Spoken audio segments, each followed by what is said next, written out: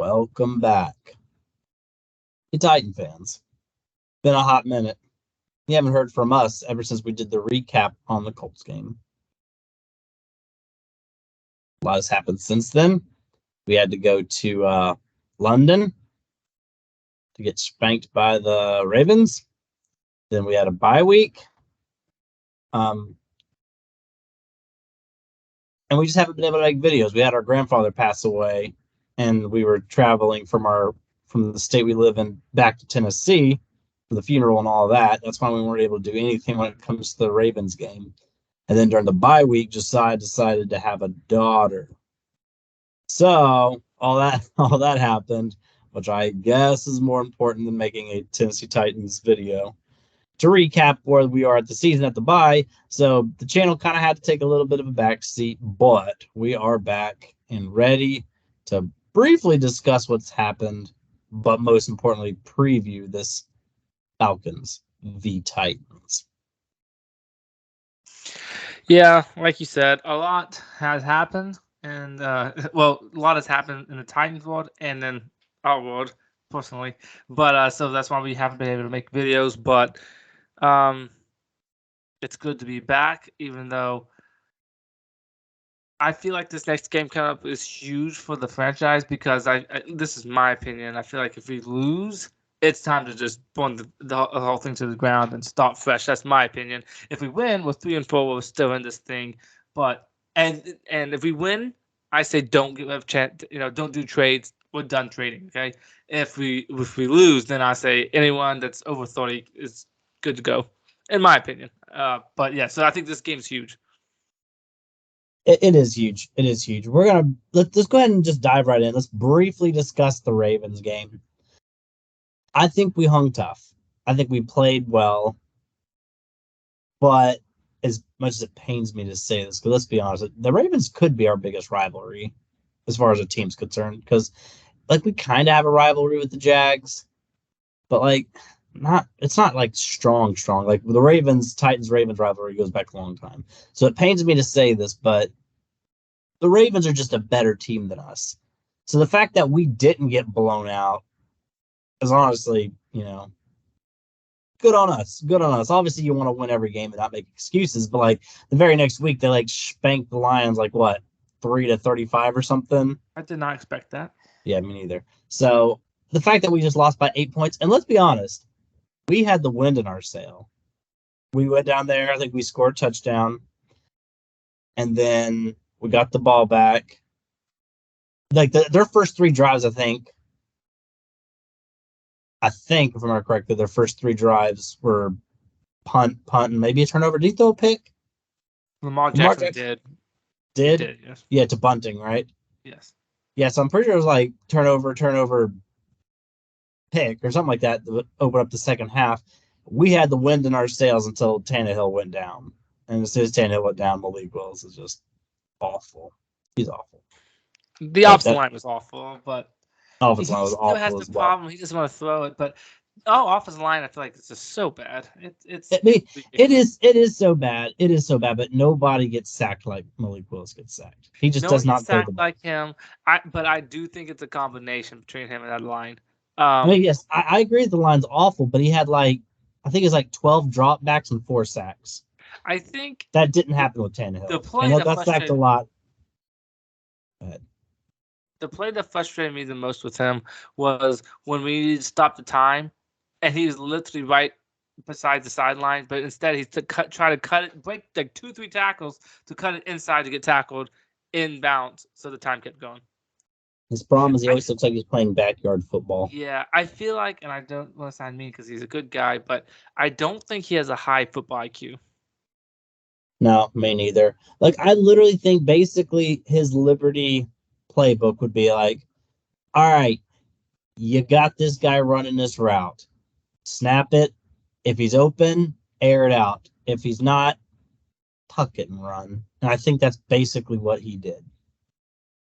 So when it comes to being under center, reading defenses, throwing with anticipation, all that kind of stuff, it's like learning a new language to him.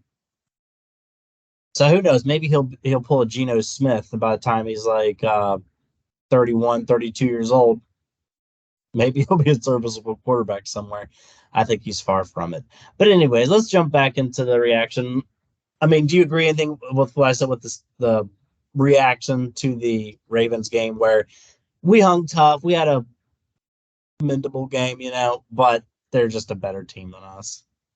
Yeah, they're a better team than us, and yes, we made it close, I guess, but it's still just frustrating. Is that we used to Vrabel's thing is he wasn't pretty, we didn't play pretty, but we found ways to win. But last year, especially the end of last year and this year, we don't have that magic, and that's very unfortunate. I'm not sure what changed, but we just don't win ugly anymore. I think the biggest thing that changed is Tannehill. Yeah. Tannehill's just a shell of himself. Yeah. Two touchdowns and 6 or 7 picks. It's awful. And the problem is, now I don't know about Will Levis because we saw 14 pass attempts in preseason. Yeah, that's all we've seen from him. It's not the only thing about him. But when it comes to Tannehill versus Malik Willis, Tannehill's just better, which is shameful on Malik Willis. Because I'm looking at Tannehill, his throwing is average right now. Tannehill's throwing is very average. You can even make a case it's kind of bad right now. And his mobility is awful. That's the biggest downfall of Tannehill, which used to be one of his strengths, was how he can move around. But now he's so cement-footed. Like, he looks like he can't move. Like, and even when he does try to run or jog or trot around, it's like his knees don't come up. Like, he don't look athletic running anymore. No. And that just came out of nowhere. Yeah, he can't move. And he's still better than Malik Willis. And that's why Malik Willis ought to be ashamed of himself. You talked a little bit. I got to get this thing connected again. Yeah, Tannehill's a shell of himself. And I would say, at the beginning of this year, I'm like, man, what if Ryan Tannehill plays well? And we're like, do you want him still? He probably could be better than Malik and Will Levis. But he's been so bad this year that I'm honestly perfectly okay with seeing him go after this year. So, and who knows, he might be done, with him being out and Will Levis coming in. I can honestly see the Titans being just keeping him in and seeing what we got in the future, which honestly, that's what I want because, usually you put your veterans in because they give you a better chance to win, but Ryan Tannehill has 2 touchdowns. I don't know how much that helps us to win. Not to mention, again, we'll get into this during the Falcons game, but if we lose, I'm not sure how much I want this franchise to win. I mean, yeah. Not just quarterback. Obviously, I want a quarterback, but I don't know if that's going to happen. But there's some good talent this draft, like some good talent. So if we lose and we go top 5 and you have other people picking quarterback, I wouldn't mind us getting Marvin Harrison Jr. That would be awesome. We're not picking top 5. That's not going to happen. Why not? We only got 2 wins. There's no winless team, so everyone else is 1 win. And well, here's the thing, Gail. It depends on. Sure? I think the Panthers haven't won a game yet, have they? They won 1. Oh, you might be right. Yeah, they're a pretty bad team. But I'll say this. I lost my train of thought. I don't remember what I was going to say. Oh yeah. Well, here's another thing. If we trade like Derrick Henry, we trade we put Will Levis in, maybe trade a couple other pieces, and Will Levis just sucks. There's no reason to think we cannot be a top 5 draft, in my opinion. But the problem is we had our hardest part of our schedule behind us. It's like the games we're playing are so easy. We're gonna get to the Falcons in a minute. I think the Falcons are tougher out than you think they are, and I think they're much worse than you think they are. But anyways, but we are playing against the 1 winless guys. Check, yeah, the Panthers have not won a game, so we're playing at the Panthers, playing against the Bucks, and the Bucks are just awful. Texans are better than we thought. But we still play Texans twice. We play the Colts again.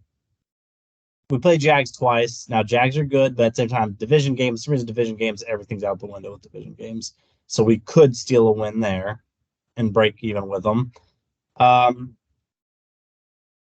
We got the Steelers, Steelers are just so one-sided. They have an elite defense, and their offense is just, besides George Pickens, George Pickens loves taking just a 7-yard. It's basically A.J. Brown. He loves taking a 7-yard slant for 70-yard touchdowns. If you take all those away, their offense is awful. I would say I did hear that Kenny Pickett has the highest quarterback rate in the fourth quarter. That he has a little Mariota in him in the sense that he plays kind of not good. The defense keeps him in it, and then he has this like look in his face. Go time, fourth quarter, wins the game. Is what I've heard about him. So if Steelers defense keeps it close with us, yeah, I'm looking for him to torch us and probably win that game. But anyway, that's a recap to preview for another day.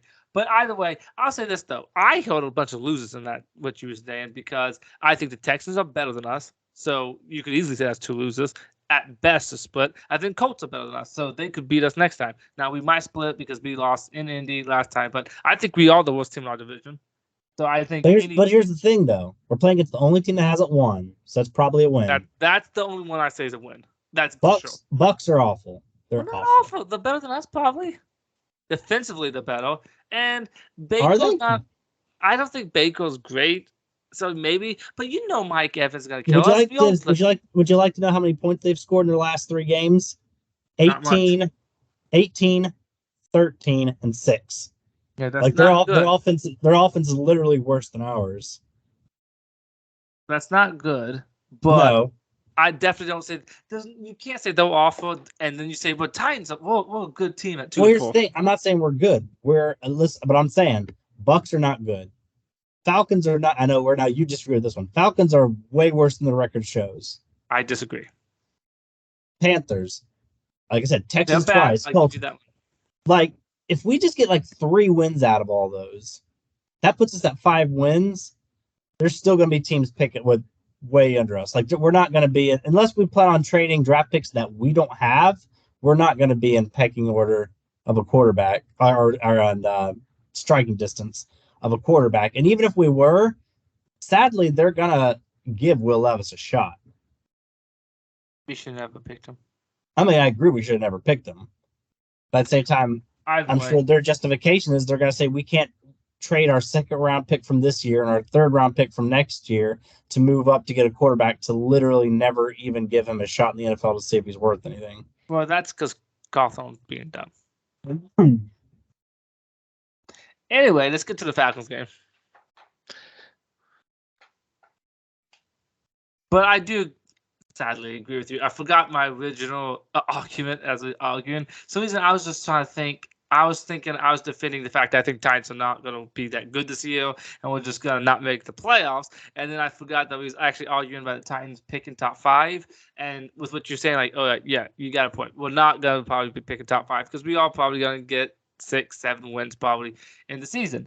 But yeah, that's what I'm saying. I'm not trying to say we're winning the division. I'm not saying we're going to the playoffs. I'm not even saying we're going to be over 500. I'm just saying we're going to have 6 to 8, 6 to 9, very best case scenario, the 6 to 9 wins, and that's just going to have us picking basically where we picked last year at like 11. The thing is, it depends so much, and how far into it are we right now? About 13. And we haven't started our preview yet, but it depends on Will Levis. Like if Will Levis plays well, we're might get some wins that I don't see us getting. But if he plays bad, then we're gonna lose a lot of games this year. So it really depends on how he plays. Me personally, I'm done with Ryan Tannehill. I really am. I'm just like I think we're not gonna make the playoffs this year. I honestly think, and I might be being dramatic, but maybe not. But I think we're the worst team in our division. So what's the point of playing Tannehill? What is the point? Let's put Will Levis in and see what he's got. He's got 11 games. That's a sample size, though. It's not like the last 2 or 3 games. And you're like, well, if he plays well, you're like, what? Is he really good? It's only 2-3 games. Or vice versa, if he plays bad. Like, it was only 2-3 games. 11 games is a good chunk. We can see the 11 games and see what we got in them. So, but here's what the problem is. You're looking at it from a fan's point of view. Vrabel, whether you want to admit it or not, his seat has to be getting warm. Yeah. So if he decides just to throw the rest of the season, he could literally be just signing away his job.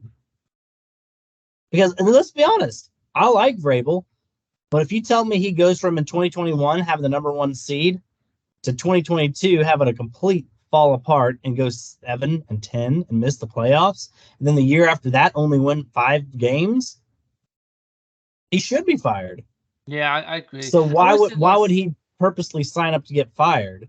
So why would he want to risk his whole job on let's just see what Will Levis has? Like that's not how he's going to approach it. I mean, I guess I agree. But here's the thing.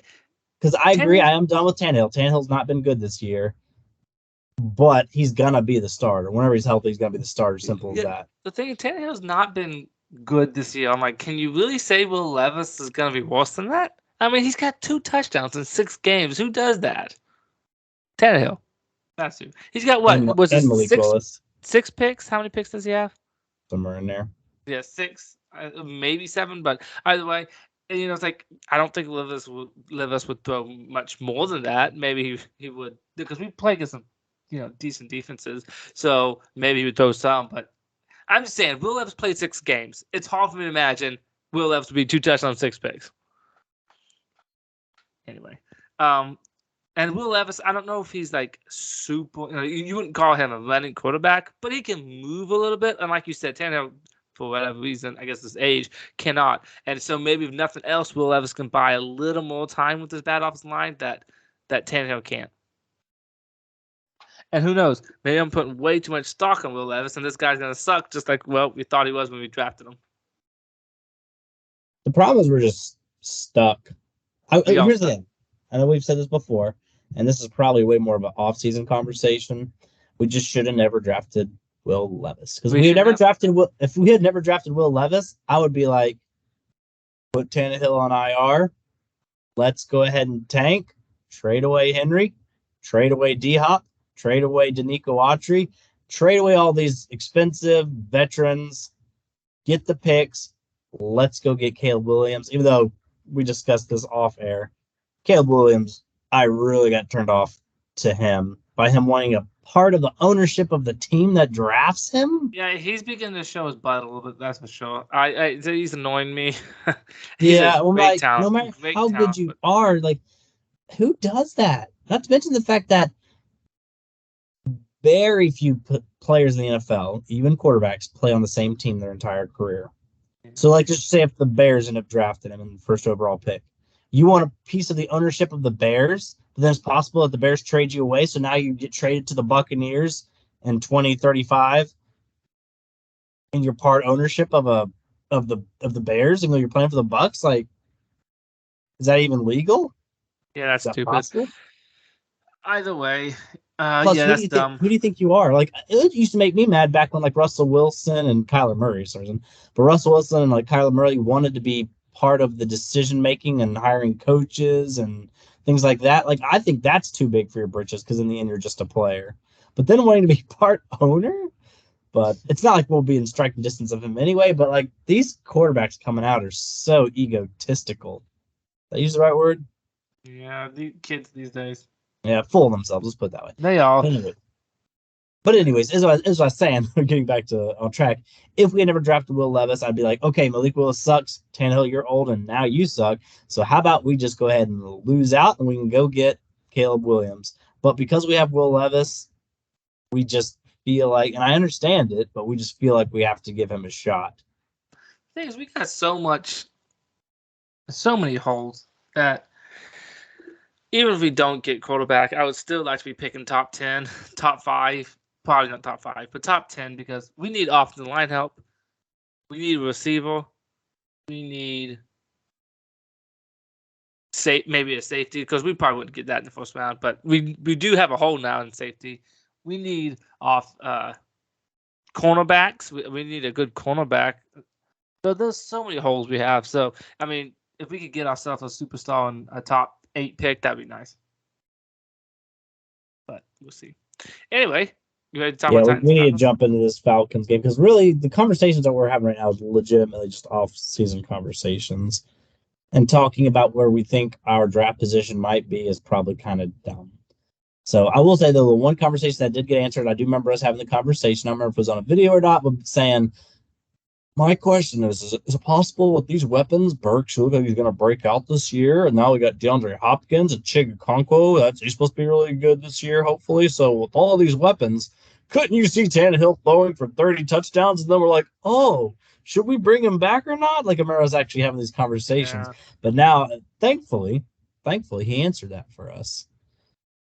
Which I shouldn't say this out loud, but I kind of wish Will Levis would do the same thing. Like if Will Levis ends up starting the next 2 games for us, which I think he probably will, I don't want us to be like, that pick was costly, but like I really like this one drive, the way he kind of moved it, but then like, I wish he would have thrown it away instead of taking that sack on 2nd down to make it now it's 3rd and 17. Like I don't want to do that. I want to be able to be like, he's awful, or I want to be like, we might have something here. You know what I mean?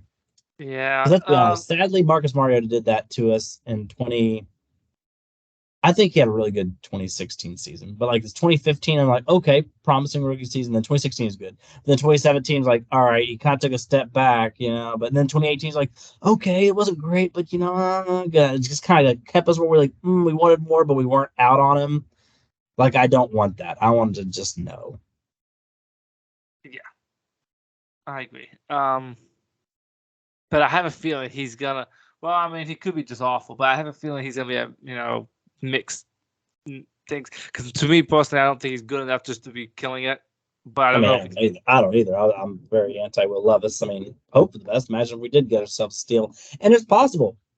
Brock Purdy was a 7th round pick. Now he did just lose 2 games straight. Do we have Kyle Shanahan though? We don't have Kyle Shanahan. We definitely don't have a Kyle Shanahan offense. But at the same time, if that's all it takes, then technically, it don't matter who we draft if they're going to be bad. I would say this. Who's off topic, but who disappoints me is Chig and Traylon Burks. This is your 2nd year, bros. You're supposed to step it up a little bit, and they've been nothing but busts. Chig. I don't know if Chig can be a bust as late of a pick as he is. That's true. That's a good point. Well, I would say Traylon Burks is definitely flirting with bust right now. Yeah. Which makes the AJ Brown thing even more infuriating. Yeah, but now we really are just chasing rabbits and kicking dogs. Because, yeah, we need to. We're already 22 minutes into this video. So let's go ahead and do a brief discussion on this Falcons. Falcons v. Titans.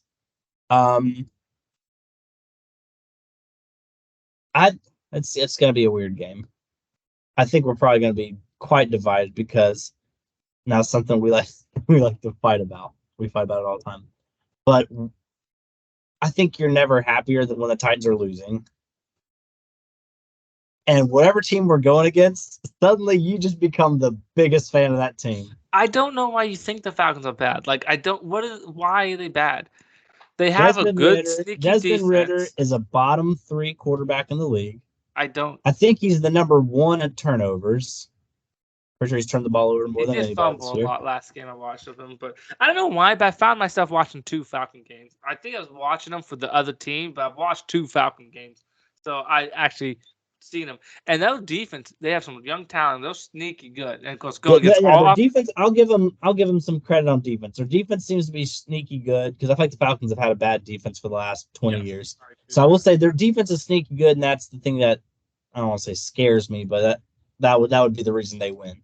But like, because Desmond Ridder is so not good at pushing the ball downfield, it makes their 2 best offensive players in Kyle. Why can't I think of that Titan's name? Kyle Trask. No, not Kyle Trask. That's what's that guy's name? He's number 8. He's number 8. That's why Mario couldn't wear the jersey. I literally have him on my fantasy team, and I can't remember. So stupid now. It's gonna bug me. Is it even Kyle? Nah. Give me a second. I'm looking at it right now. Kyle Pitts. There we go. Why couldn't I think of that? Golly. Kyle Pitts, yeah. Because Kyle Pitts and Drake London, probably their 2 best offensive players. But they can't get used or to their full potential because Desmond Ridder is so bad. Bijan Robinson, weird things are going on with him. He's having flash plays, but like he was my pick to be offensive rookie of the year, but he hasn't quite lived up to hype. Then he had that weird situation last week where they're saying he may have been hung over, so he only got 1 carry the entire game. So that's weird. Whatever's going on there. Cordell Patterson is still pretty good, but he's like what, 34 now? Dude's old. Yeah, he is. So I don't see them putting up a whole lot of points. Well, I mean, I do think that would probably be a lower scoring game. Oh, yeah, definitely. He's only 32. I don't know. I thought he was 34, but still 32. But anyways, but he's kind of not been used a whole lot. I think he got hurt a lot, or he was hurt for a while. But like he's only got 56 yards on the season. It looks like. I had to cough again. My throat's dry. Sorry. But anyways, just a quick up. I'm just gonna talk about who's out. Tannehill's out with ankle. Josh Wiley's out with concussion. I didn't even know he had a concussion, to be honest. Yeah, sadly, now this is the only surprise one. Roger McCreary is actually out with a hamstring. That hurts a little bit. A little bit. And then questionable is Naquan Jones with an illness, which means Traylon Burks is a go, and Tier Tart is also a go because those two have missed a lot of time this year. And there's people like, I guess that means technically Luke Gifford's finally back, Elijah Molden's finally back, so we're getting some people back. As far as the Falcons, they have one guy out, one questionable. Tay Davis, the linebacker's out. Bud Dupree is questionable. Sorry, I got something in my throat. So that's all there is when it comes to injury report. Nothing really to report there. Yeah, I think the biggest one of that is just Roger McCreary.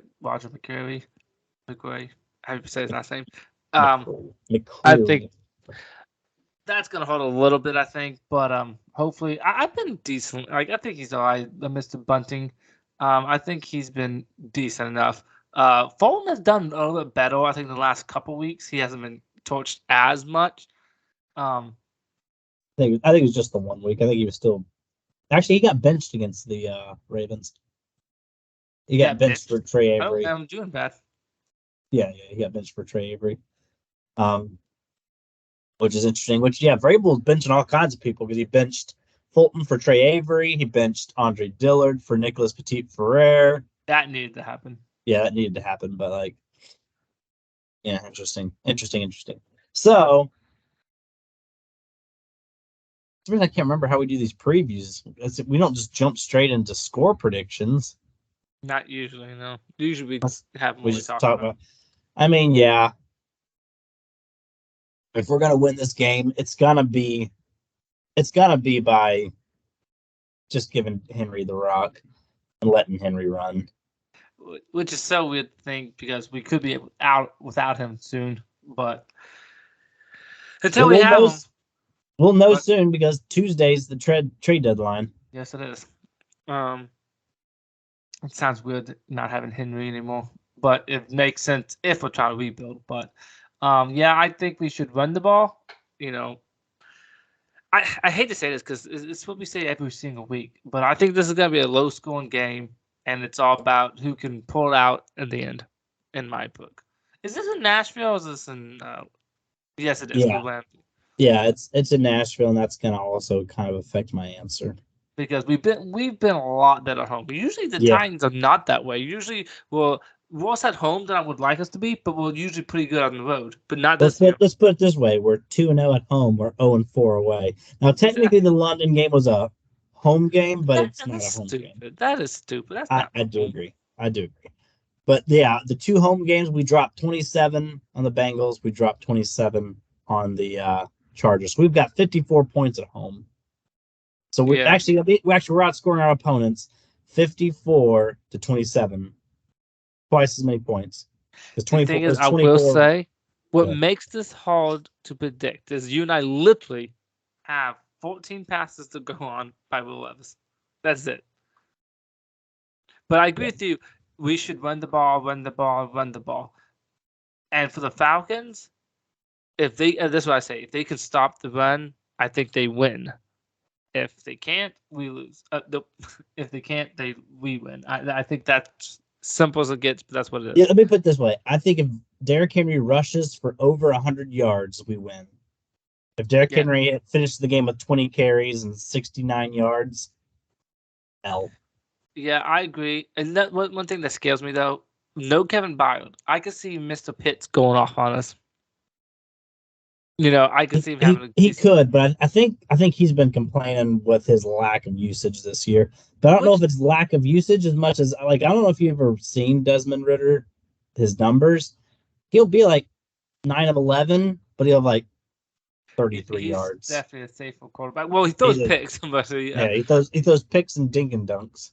But what was I say? But I could see this just Kyle Pitts eating us up because there's no Kevin Byard. A lot of times we put him on a safety, but on a tight end, but we don't have him anymore. So we'll see how that goes. Pitt's last 2 games, he was 3 for 47 and 4 for 43. So he's just again, he's been bad for me in fantasy. Yeah, now he did get a touchdown. Yeah, against 2 weeks ago against Washington, he had a touchdown, but only 43 yards. So even in fantasy football, he's only giving you 10 points with that, which you probably drafted him to be a little better than that. But yeah. But anyway, so yeah, I think it's gonna be a low scoring game. I really do. But I think what you said is brilliant. If we run for 100 yards, we win. If we don't, we lose. Which honestly, Derrick Henry might run hard because he's probably thinking, "This is my future that I'm running for." He's like, "I could be getting traded in a day or two, or I'm a free agent after this year." I feel like it's a high emotion time right now in that Tennessee Titans organization. So he might run hard.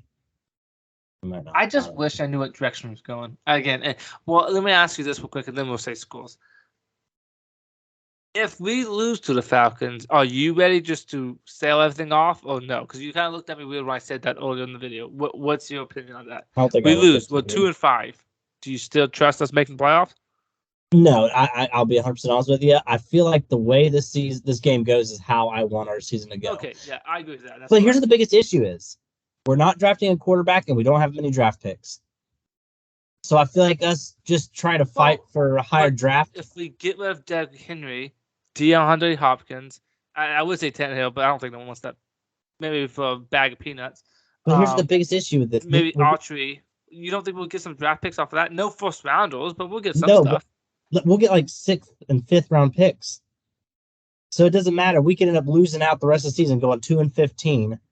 But all of our picks are going to be at the very, very, very, very, very end of the rounds. Well, a couple things. I think you can make some of these 4th, 5th, maybe 6th rounds. You can make those, bundle those up, get maybe a couple more seconds or thirds and stuff. But I also would say, I think Derrick Henry, he needs to at least be a second. Well, he's not going to be a first. He's not going to be a first. But he needs to be a 2. If anyone else is calling us for Derrick Henry and not wanting to give us a 2, they could kiss my butt. No, like all the projections and everything that people are seeing is going to be like a 4th at best. That's brain dead.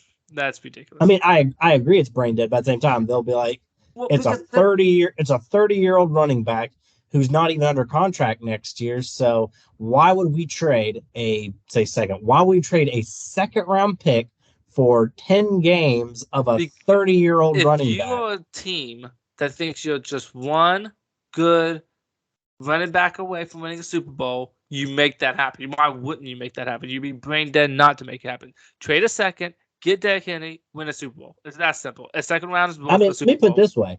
If we were still trying to actually make the playoffs this year, if somebody had offered me a second round pick, I'd have shipped Derrick Henry away in a heartbeat. Him or Delaney Walker is my favorite Tennessee Titan of all time. But a second round pick, nobody's going to offer a second round pick. Not a soul. The 49ers, they thought they was one piece away from winning a Super Bowl. They traded for Christian McCaffrey, and they probably would have won Super Bowl if Brock Purdy didn't get hurt. So it's like, if you think you're one piece away, you make that happen, and you can do that. If you hold on to a 5th round, you only want to trade a 5th round pick, and you just like, but I may not win the Super Bowl, but at least I'm holding, and I still have my second round pick. You're dumb. It's that simple. Because Derrick Henry, he's not maybe at what he was, but if you give him a good offensive line and you give him some, he can run some space, I think it'd be good. He'd probably be still good in the red zone. I saw an article. I don't know if they would do it or not. Cowboys, I think that would be beautiful for them. They have a good run blocking offensive line. So if you put Derrick Henry with a good offensive line that can run block, and they struggle in the red zone penalty because Tony Pollard can't really pound out those yards or two they need because he's not a big running back. You trade for Derrick Henry, that could change the life of Cowboys. I really think Derrick Henry could be them not as good as the 49ers and Eagles to just as good, and they have just as good a chance as anyone to make the Super Bowl NFC. Make that happen if I was Jerry Jones. I agree that Derrick Henry could make a lot of teams better. Actually, let me put it this way: there's no team he's going to go to that's going to make them worse. Yeah. But again, they're not going to offer a second round pick. I don't think the ball's not worth a second round. Okay, nice to know.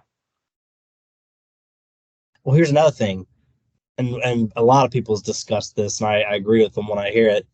Derrick Henry is not a 2023 type of player. Derrick Henry is an old-fashioned running back.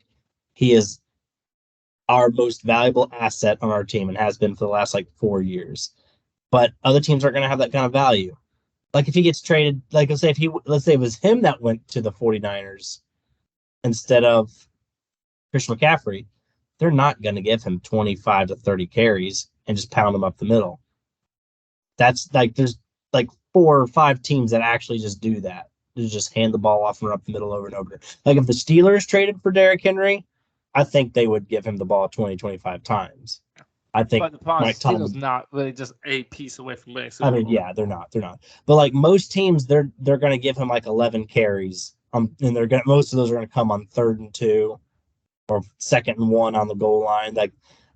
Derrick Henry's workload is just going to diminish if he goes in any other team. Basically, what I'm saying is Derrick Henry is way more valuable to the Titans than he is in any other team. Anyway, I guess we digress. But what you're trying to say, to answer my questions, you don't want to start selling off pieces if if you lose this game? No, I'm just saying we can sell them, but we're gonna say for remember DeAndre Hopkins, they're trying to trade him when he was in Arizona, and nobody would trade for him. Yeah, but here's the thing though, and I was listening to someone say this: teams are more desperate in the middle of the season than they are in the offseason. In the offseason, almost every GM and coach thinks they have the team to go where they want to go. Now, Chiefs, take them for example. Actually, I think this is brilliant. Chiefs receiving core is really bad. They are very Kelsey dependent. If Kelsey goes down, that offense does not look the same. They need a receiver. They'll probably just one receiver away from winning another Super Bowl because the defense looks better than it ever has under Mahomes. And so they need a receiver. They would be dumb not to look at Hopkins. Now, I'm not saying a second round, but a third round, saying we can get Hopkins, pair him up with Kelsey, our offense is going to look completely different. I mean, listen, all this sounds beautiful, but I don't think they're offering that kind of stuff. DeAndre Hopkins went for a second round 4 years ago. Again, so I'll repeat myself. Teams, I feel like, are willing to give up more in the middle of the season when they're like, oh, now I see what we need, what we don't need. I think I would be willing to trade this to get this, in my opinion. But maybe you're right, maybe I'm wrong. But I do think he would be brilliant in Kansas City. I think that would be a smart trade if I was the Chiefs. Yeah, sadly, people aren't willing to trade assets anymore. And they're talking about on A to Z Sports, actually. And they were talking about the fact that technically Kevin Byard got way more draft compensation from him than any other trade this year. What did you say? I can't multitask. They said Kevin Byard has gotten more trade compensation than any player this year. Literally, all these high-level players are getting traded for 6th and 7th round picks in 2025. Kevin Byard and one other person are the only players who've been traded. That's even been traded for a 2024 pick. Van Jefferson, actually, I think he got traded to the Falcons, so I think we're going against him tomorrow. He got traded for a 6th or 7th round in 2 drafts from now. That people just aren't giving up draft capital anymore. 49ers traded for Christian McCaffrey. I know, a 2nd, 3rd, 4th, 5th. Yeah. Yeah. If you think that's all you need to, if you think you're one piece away from winning Super Bowl, make it happen. But again, you're still not listening to my reasoning. Christian McCaffrey is a modern day elite running back. Derrick Henry, I love him. He's a one-trick pony. You are not giving up a second round pick for a 30-year-old. I think Plus, Christian McCaffrey was like what, 27-ish or something? true. Were they? Huh? I said true. He's still on though. But I'll say this though: McCaffrey fit the 49ers perfectly. Derrick Henry, I think, would fit the Cowboys because Cowboys are not so bells and whistles as But here's the Kyle thing: Shanahan. Tony Pollard's still going to be their cowbell back, their main back. If they're gonna want Derrick Henry for short yardage situations in red zone, yeah, McCaffrey's 27. But they are not going to trade a second round pick for somebody to pound it in the end zone. First of all, but he could definitely be more than that for the Cowboys. I mean, I agree. I think he'd be good for the Cowboys, to be honest. I hope he doesn't get traded, but let me tell you right now, if he does, he's not going to be no dang second round pick. Because I have to tell you this right now: if somebody was offering a second round pick, he would already be gone. He would already be gone. But anyways, we really do digress. We're already 40 minutes in this video. Let's just go ahead and fill out our final predictions. Yes, the Falcons. That's who we're talking about today. The Falcons. I knew this was going to happen. We had too much to discuss. Almost should have made 2 separate videos. Yeah. Oh well. Our next video won't be 2 weeks. Well, we have so much to talk about. Yeah. So who you got? Let's see here. I got Falcons 2017. Hope we get 17 points. Actually, it's funny you said that. As soon as I said that, I'm like, maybe. Actually, no, I've done that way too many times. I would say Falcons 17-13, but I'm pretty sure I've done that twice now. So I'm going to go Falcons. But 17, with the offense that's usually bad, but we are home. We do much better at home. We have Will Levis instead of Tannehill. So I'm going to stick with 2017 Falcons. At that same time, again, Tannehill hasn't been impressive at all. He had one really good game. I don't remember which one it was. Is Traylon Burks playing today? Yeah, he's so he can good. Get thrown to tries. So he can do nothing. So he can drop a couple passes. But my prediction, and you're gonna think I'm crazy, and I also think I'm kind of crazy. I think Titans win this one 13-16. No, that's not. Why would you think I'm crazy for that? Because we have a quarterback we've seen that we hated, didn't like him in college. Wasn't impressed with his one preseason game. He only threw 14 passes in preseason, and I'm projecting us to win. But I think we're going to win 16-13.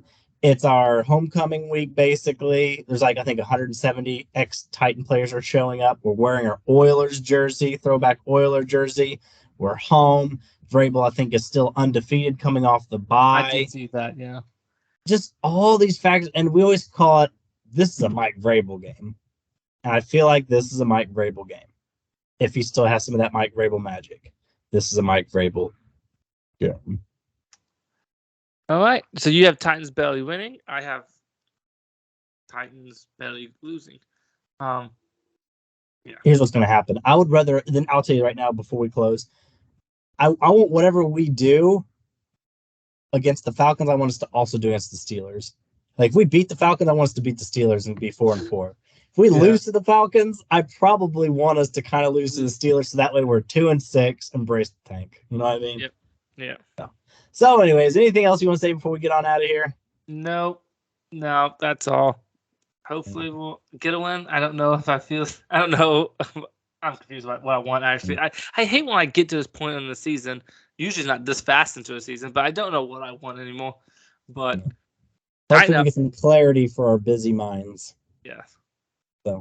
So whatever happens, tighten up all the way, baby. So I don't know. Peace out. Tighten up. Let's see what happens.